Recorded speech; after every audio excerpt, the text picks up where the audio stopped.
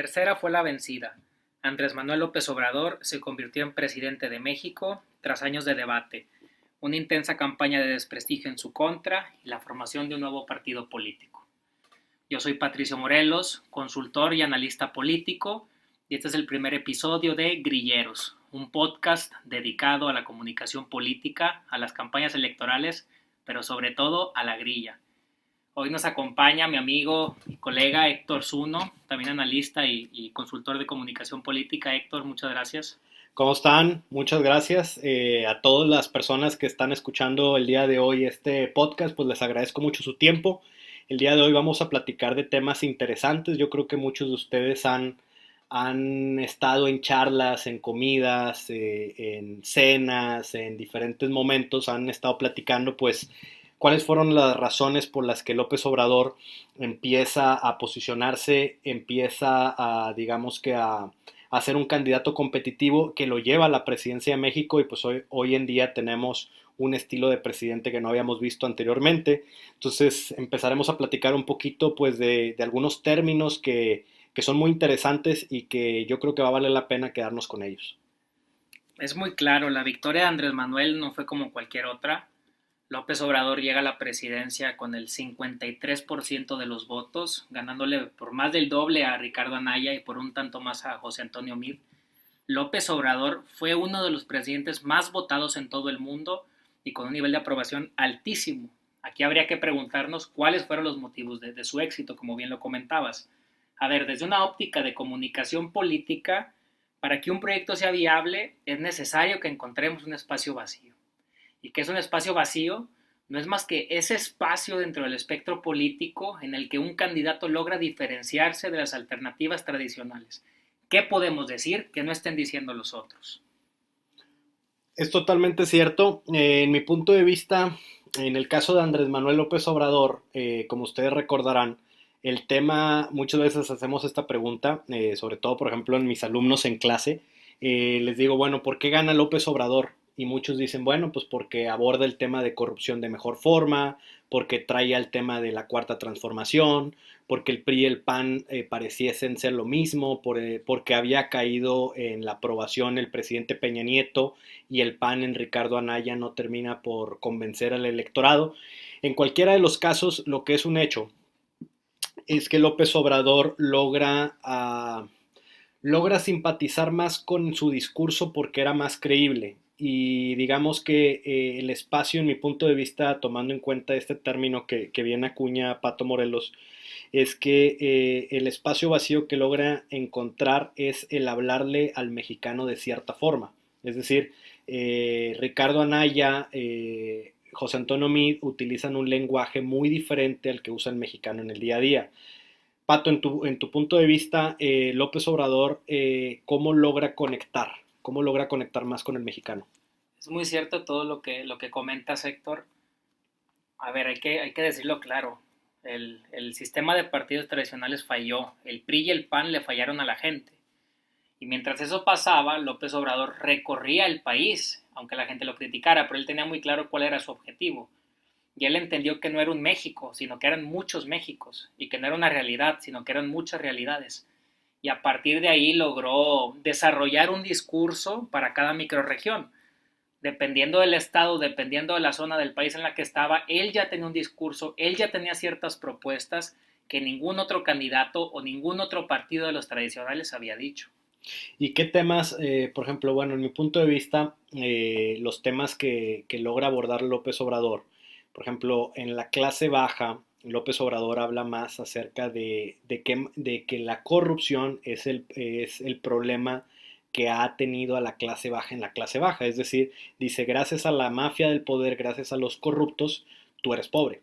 Lo dice en pocas palabras, no lo dice textualmente, pero lo dice en sus mensajes, en las alusiones que hace de la forma desmedida en que viven los políticos, y él se desprende del político tradicional al hablar que otros son el problema y que es por eso que nosotros como país estamos mal.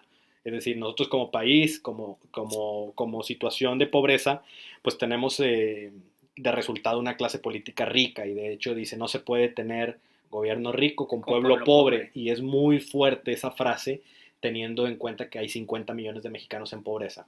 Entonces, si logras conectar con esa cantidad de gente, pues digo, ya vas de gane. Ahora, pero ese discurso lo conocemos, pero no necesariamente lo decía en la clase media. En la clase media he platicado con algunas personas y les decía, bueno, ¿qué te llamó la atención de López Obrador para tú dejar de votar por el PAN o el PRI si eres una persona de clase media y no tienes problemas de pobreza?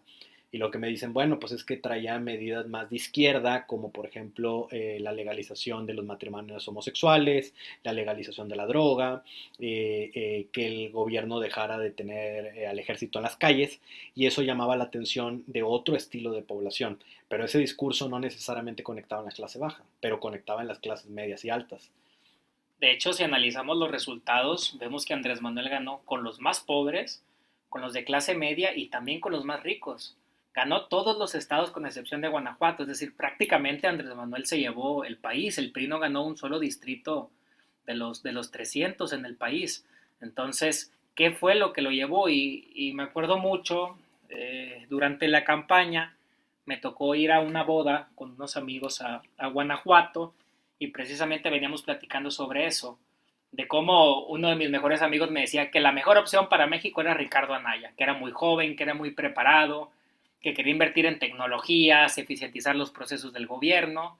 Y precisamente cuando me decía eso, íbamos caminando por una ranchería, por un pueblo muy pobre, y le digo a mi amigo, a ver, voltea, ¿tú crees que a la gente que vive aquí le interesa los índices macroeconómicos, le interesan los hackatones, les interesan los robots, les interesan los procesos en el gobierno? Lo que quiere esta gente es trabajo, es educación, es comida, es que no le cobren por tener un abarrote. Lo que quiere es seguridad, lo que quiere es sobrevivir. Finalmente lo que quiere la gente es sobrevivencia.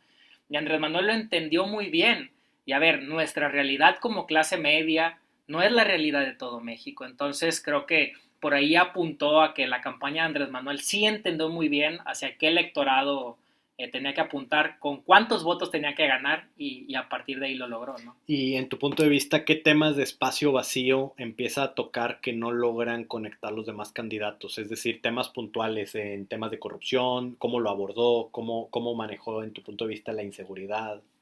Precisamente ese es el tema.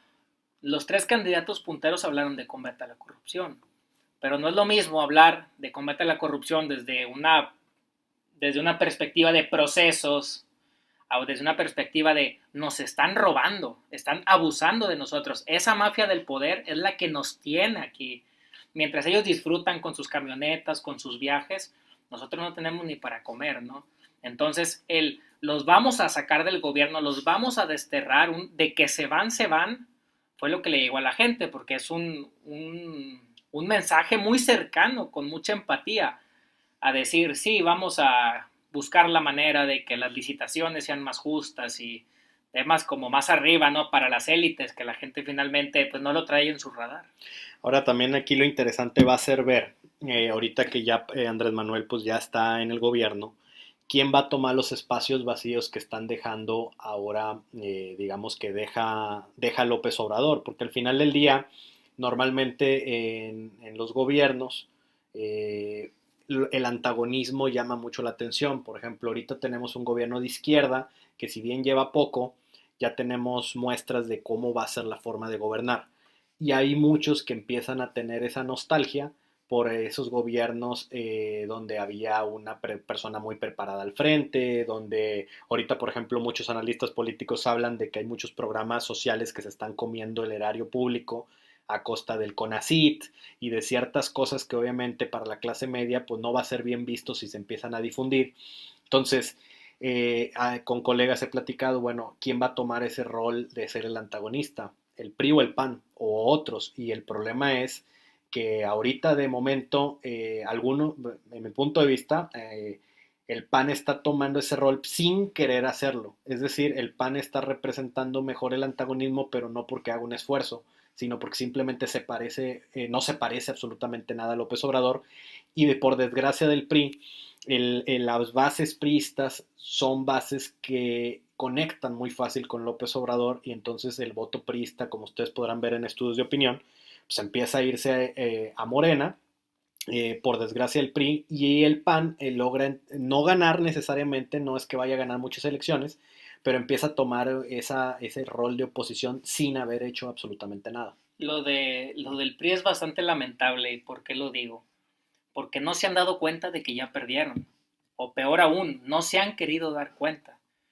Ya llevamos 5 meses del gobierno de Andrés Manuel y yo no he visto una sola declaración del comité del PRI o de los grandes priistas de este país que diga, a ver, vamos a refundarnos, estos son nuestras banderas, desde este punto de vista vamos a hacer oposición. Al contrario, se ven todavía muy apáticos, no han entendido, están paralizados. Están paralizados. Y mientras tanto, las bases abajo del priismo se siguen yendo a Morena. Lo vamos a ver en las elecciones del 2 de junio de este año. Que va a Tamaulipas, va a ser un claro ejemplo. Yo le decía a la gente, a ver, el PRI no tocó fondo en el 2018. Yo creo que el PRI toca fondo en el 2019. Y es cierto, el PAN es el único partido que medio ha hecho oposición, ya hay que decirlo, medio ha hecho oposición, porque no saben hacer oposición, no han entendido cómo hacerle oposición a Andrés Manuel. Como decía Andrés Manuel, pues la oposición fifí, ¿no? Con las marchas fifís.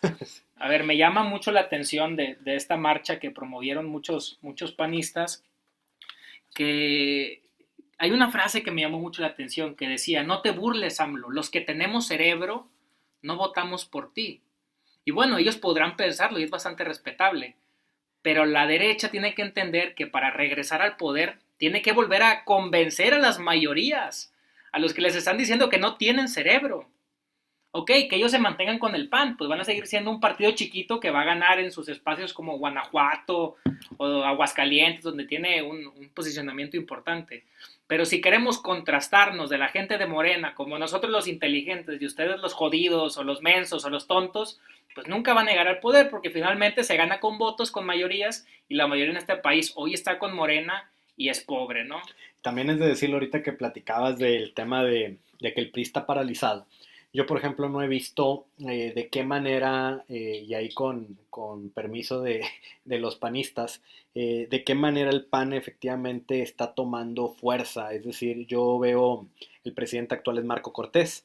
No he visto un rol tan sólido en este momento del panismo en contra de López Obrador, en contra del tema de las licitaciones que se están haciendo adjudicaciones directas.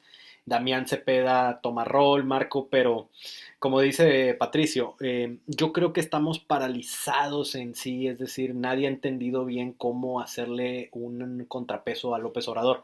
Y siguen con el tema de Venezuela, que es lo que más me preocupa. El PAN.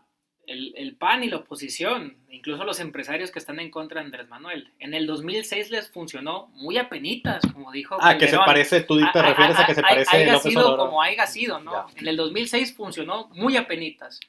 En el 2012 Josefina se va un tercer lugar. Sí. Porque el argumento del PAN para diferenciarse en ese momento de Andrés Manuel con el PRD era decir, es como Hugo Chávez, es como Fidel Castro, es Venezuela, es Cuba, y la gente ya no cree ese argumento. No, finalmente ya esa campaña del miedo ya se fue, porque Andrés Manuel ya es presidente y hasta este momento, con sus claroscuros, cosas buenas, cosas malas, no nos ha convertido en Venezuela ni en Cuba, y México es un país muy diferente a ellos, ¿no? Entonces, el que sigan con su argumento de fíjate Hugo Chávez, fíjate Nicolás Maduro, pues creo que no los va a ayudar a reposicionarse, al contrario. ¿Qué sí pueden proponer? ¿Qué no está haciendo Andrés Manuel? ¿Qué banderas? La economía, pero no desde una perspectiva de índices macroeconómicos o microeconómicos que la gente no los trae. O sea, finalmente, ¿qué se puede hacer para que la gente gane más? ¿Qué se puede hacer para que a la gente le cueste menos la comida, le cueste menos la escuela? O sea, por ahí debe de apuntar finalmente. Sí, es decir, bajar el discurso al mismo nivel, al territorio. Al mismo nivel en el que se está jugando. Es decir, como dicen, oye, ¿quieres jugar como el Real Madrid? Pero realmente la gente no está esperando ver al Real Madrid, está esperando ver al Zacatepec. Entonces, el problema es que efectivamente las propuestas de lo que se habla se está quedando en el tema de índices macroeconómicos, se está quedando en niveles, por ejemplo, de si Pemex está endeudado o no, pero se utilizan términos que la población no logra entender. Entonces yo de repente digo, oye, bueno, si se están haciendo adjudicaciones directas, si se está empezando a hacer acciones, o por ejemplo que hay respuestas que se quedan sin respuesta en las conferencias matutinas, ¿por qué no hay ¿por qué no necesariamente la población se enoja? Es decir, porque no lo logra percibir como problema o porque únicamente los que leemos el periódico sí somos unos cuantos y lo que hay en redes sociales no es eso. Entonces, de alguna u otra forma, la oposición va a tener que entender que hay cosas negativas que ellos pueden tener como banderas, pero que no ha logrado trasladar.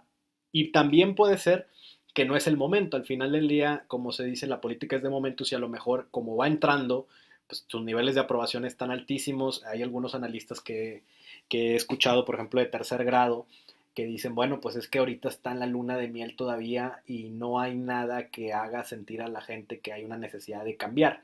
Ok, sería válido, pero no por eso la oposición debe de dormirse. ¿Por qué? Porque no sabemos si el control mediático o el buena forma de controlar los medios a través de las conferencias matutinas va a durar 100 días o va a durar 200 o va a durar 3 años.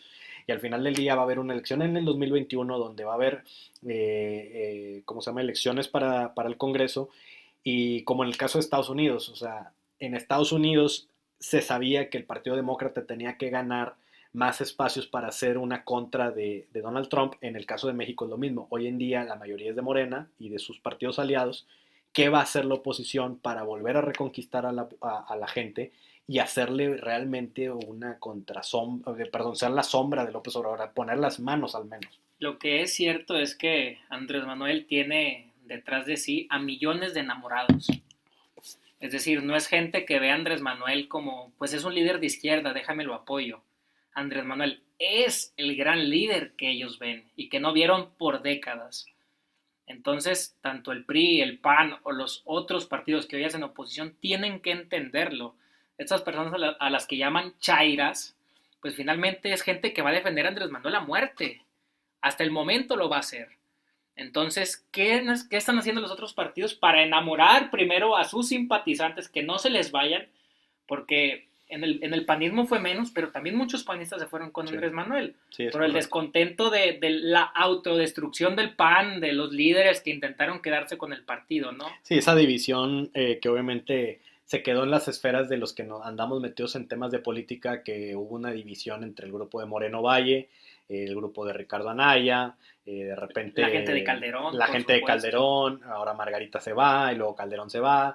Entonces al final del día es correcto, es decir, todas esas debacles pues terminan por fragmentar. Entonces, digo, yo creo que también sería bueno tocar en otro episodio que también Morena no está exento de que pueda llegar a fragmentarse. Digo, ya hay algunos indicios de que Morena va a empezar a sufrir lo que cualquier partido en el poder sufre, que son las camarillas que quieren gobernar el partido y obviamente meter a la gente en sus espacios. Eso también va a ser muy dañino para Morena, que la oposición pues debe de aprovechar esas fragmentaciones que se vayan dando, pero más allá de aprovechar el fracaso de uno, pues es cómo enamoras efectivamente a tu base. Pues el PRI, que era un partido que tenía un voto duro alto, que muchas veces les alcanzaba para ganar, pues ese voto duro que pensamos que era indestructible, con José Antonio Meade que saca 14% en las preferencias, pues da un nuevo golpe a lo que le llamábamos el voto duro, que en su momento sacó Roberto Madrazo, que decimos, bueno, lo más bajito es 22, 25, de ahí no baja y no. Resulta que se puede bajar más y ahora en estas elecciones que va a haber el próximo mes, existen indicios de que el PRI en una de esas va a quedar abajo del 10% en las preferencias en algunos lugares, cuestión que deja ver que da para el análisis político de dónde están. Es decir, ¿es un hecho que se fueron con Morena o de plano no están saliendo a votar o se están yendo al PAN? Porque también se podría discutir qué tipo de priistas se está yendo al PAN y qué tipo de priistas se está yendo a Morena. Lo lógico es que muchos comulguen con Morena, pero no todos los priistas, estoy seguro, se han ido con Morena. Va a valer la pena hacer estudios de opinión para saber qué están encontrando los priistas en otras opciones, de por qué se le están yendo. El problema es que tanto el PRI como el PAN vieron en sus estructuras soldados rasos. Es decir, no los enamoraron ideológicamente, no les dieron espacios, no les dieron oportunidad de participar en la toma de decisión. Simplemente era un negocio mercantil, ¿no? Yo te pago para que tú operes por mi partido. Entonces, en el momento en el que llega un nuevo partido, que ahora es el que tiene el dinero, pues esta gente finalmente va a buscar cobijo en otro espacio, donde le den oportunidad, donde no lo olviden, donde sienta bonito, ¿no? Que sienta que tiene oportunidad de hacer algo por su país o por sus intereses personales. Entonces, como bien lo hemos comentado, el PRI y el PAN en este momento lo que deberían de hacer es sentarse, reflexionar, entender que la política cambió, que México ya no es el mismo, que ellos ya no son los mismos y que necesitan investigar, a ver, hacer encuestas, hacer focus group, entrevistas, investigación, que les diga cómo está México al día de hoy, qué se espera de ellos, qué ven los mexicanos en ellos y por dónde podrían renacer, ¿no? Del PAN, ya nos lo dijo Calderón, viene un partido nuevo. Por el PRI y gente como Ulises Ruiz, pues están planeando hacer un nuevo partido. Entonces, esta división, esta fragmentación, pues claro, ayudaría mucho a Morena, porque el voto opositor se dividiría. Y más que dividirse, ellos necesitarían buscar acuerdos, encontrar puntos donde ellos vean lo mismo para poder ir contra Morena, ¿no? ¿Dónde crees que pueda estar la debilidad de Morena de frente a los comicios del 2021? Es decir, ¿en dónde crees que pueda empezar a flaquear y a perder simpatizantes? Porque al final del día votó el 53%, entonces uno de cada dos votantes fue por López Obrador. Lo lógico y todo nos indica que es muy difícil subir de ahí. Lo normal es bajar. El tema es a dónde se van a ir y cuáles son los, ¿cómo se dicen? Los motores por lo que lo hacen. El gran problema de Andrés Manuel, y lo comenté desde antes de la elección, es que se ganó demasiado, se ganaron demasiados espacios, muchos, en los estados, en los congresos locales, en los municipios, regidurías, diputaciones, senadurías. Y todo lo que suceda con Morena se lo van a achacar al presidente. Si un regidor roba, es culpa de Andrés Manuel. Es correcto. Si un diputado choca borracho, es culpa de Andrés Manuel. Sí. Si un alcalde se equivoca en una declaración y demuestra que no tiene estudios, es culpa de Andrés Manuel.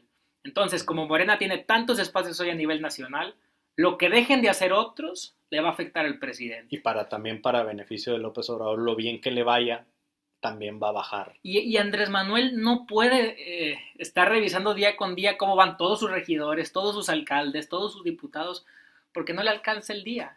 Y ya hay muchos ejemplos. Ahora apareció en el debate a la alcaldía de San Pancho, Aguascalientes, que el candidato de Morena estaba leyendo y lo hacía muy mal, muy, muy mal.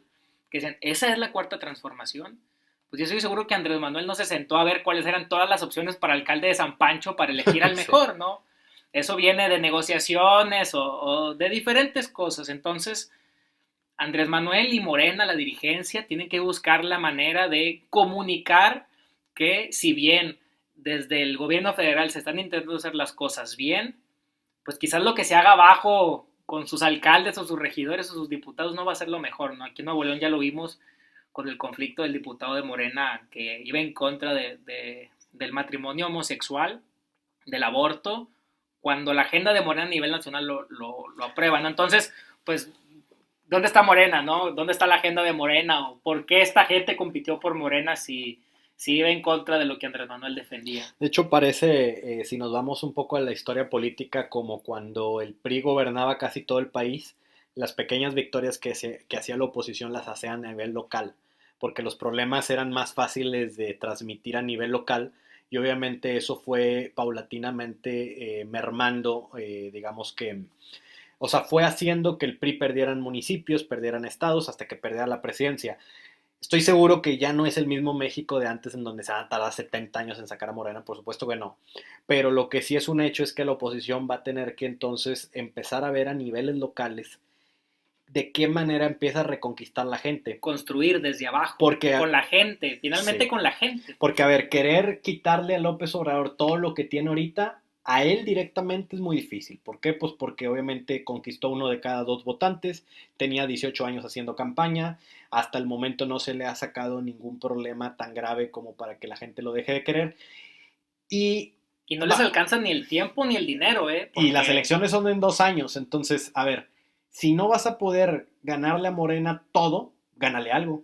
O sea, empieza por ganarle algo. ¿Qué estados son los más fáciles de ganar? ¿Qué municipios son? Como empezamos la conversación, ¿qué espacios vacíos no está logrando encontrar Morena? Eh, que la oposición sí puede, porque yo creo que la oposición va a tener que entender que no va a ganar esto de un día para otro. Le va a tomar tiempo porque al final del día hubo un descontento del PAN, que duró 6 años con Calderón, hubo un descontento del PRI, que duró 6 años con Enrique Peña Nieto. Va empezando la administración, pero en mi punto de vista, si no hace nada la oposición, y López Obrador sigue trabajando de una forma en la que no hay algo claro por lo cual la gente lo deje de creer, pues lo más lógico es que va a ganar elecciones en el 2021. Obviamente ahorita en las elecciones que son en un mes, todas las encuestas indican que Morena va a ser el gran ganador. Sí va a perder algunos lugares, espacios, pero todo indica en que Morena se va a llevar la mayoría. El PAN nace en 1929 y hasta la década de los 80 empieza a ganar espacios importantes Es correcto, sí. con la gobernatura de Baja California, como la primera gobernatura que gana, ¿no? Que ahora va a perder. La, Bueno, la, quién sabe, la, pero tal vez sí. la izquierda nace también, pues bueno, el PRI nace como un partido de izquierda, ¿no? Pero había el Partido Comunista, el Partido Socialista, y hasta el 97 el PRD se hace con la jefatura de gobierno de la Ciudad de México como la primer gran victoria de la izquierda. ¿Cuántas décadas pasaron para tener grandes espacios o grandes victorias, no? Entonces hoy le toca, como bien dices, al PRI y al PAN construir desde abajo con la gente, no con las élites, no arriba, no con los ricachones, ¿no? Como se le cuestiona a la gente. Abajo, recuperarlos, ver qué necesidades tienen, qué no le está dando Morena, para a partir de ahí, pues ganar. Ahora sí, alcaldías, diputaciones locales. Fíjate lo preocupante, hoy el PRI está peleando por regidurías. Sí. Hoy el PRI está aspirando a ganar regidurías, cuando hasta hace unos años era el rey, el mandón de lo que era el país, ¿no? Igual el PAN. Sí. Hoy el PAN está aspirando por regidurías en algunos estados. Entonces, pues es interesante analizarlo. ¿Qué sí hizo Andrés Manuel durante 18 años? ¿Qué dejaron de hacer los partidos tradicionales, el PRI y el PAN? Y ahora, ¿qué está dejando de hacer Andrés Manuel? ¿Y qué sí pueden hacer los No, y es partidos? que si nos ponemos a analizar, Calderón gana porque, vamos a ponerlo, es debatible, de hecho estaría muy bien que esto se debata. El PAN gana porque obviamente le alcanza el vuelo que traía el cambio que representaba el panismo, y obviamente la campaña de Calderón repunta en momentos claves con el tema del presidente del empleo, el antagonismo a otro estilo de régimen y la campaña negativa de López Obrador. Pero lo que es un hecho es que el PAN gana por ser el PAN y el cambio. No encarna una persona el PAN en ese momento. Es decir, Calderón no era el cambio, era el PAN. No era un líder, ni siquiera No, estaba no posicionado estaba, pues, sí había tenido cargos a nivel interno. pero el PAN tenía otros líderes mucho más Es conocidos correcto. que cualquiera pensaría Y que Peña hubieran sido Nieto, los candidatos. pues obviamente también, o sea, es decir, sí fue gobernador del Estado de México, pero no era el máximo priista ni el que más popularidad, bueno, a lo mejor popularidad la fue ganando obviamente durante su campaña, pero gana el PRI porque el PRI representaba, a ver, nos fue mal con el PAN, hay que volver a las bases. Entonces gana el PRI. Pero a ver, hay dos ejemplos, es el PAN gana por ser el PAN y obviamente muchas otras cosas, el PRI gana por ser el PRI y todo lo que lo rodea, es decir, gana por contextos. Pero aquí no gana Morena, gana López Obrador. Entonces, el tema es que efectivamente gana una persona. Entonces, no va, el PRI y el PAN no van contra Morena, van contra López Obrador. El tema es que López Obrador ahorita Es intocable. es intocable. Entonces, ante esa situación, el PAN y el PRI, coincidiendo también con Patricio, y para ir concluyendo, tiene que esforzar o tiene que pensar en qué va a lograr hacer a nivel local, porque López Obrador sí tiene las simpatías del pueblo, es decir, y pueblo hablado de gran masa de ciudadanos, es decir, el PRI y el PAN no tiene necesariamente las grandes masas, no es imposible que lo Las vuelva a obtener, tuvieron, sí, las dejaron tuvieron, ir. es Es lo que correcto, hemos platicado. ¿Qué dejaron de hacer para que estas masas se vinieran con López Obrador, ¿no? Y bueno, decía Hegel que el estadista es quien lograba poner en palabras los sueños de una nación. Andrés Manuel ya lo hizo. Ahora le toca pasar de las palabras a los hechos y, como decía su eslogan, juntos hacer historia. Vamos a correcto. hacer si Andrés Manuel y Morena lo logran, ¿no? Héctor, pues muchas gracias por venir a platicar. Este fue el primer capítulo, episodio de Grilleros. Los invitamos a seguir al pendiente, escucharnos. Vienen entrevistas con políticos, con académicos, con analistas, temas muy interesantes y ojalá haya sido de su agrado y por aquí vamos a estar platicando. Y si quieren comentar algo o compartirnos algo, les vamos a dejar por ahí nuestros datos de contacto para poder seguir abordando los temas. Les agradezco su tiempo, espero haya valido mucho la pena y nos vemos hasta la próxima.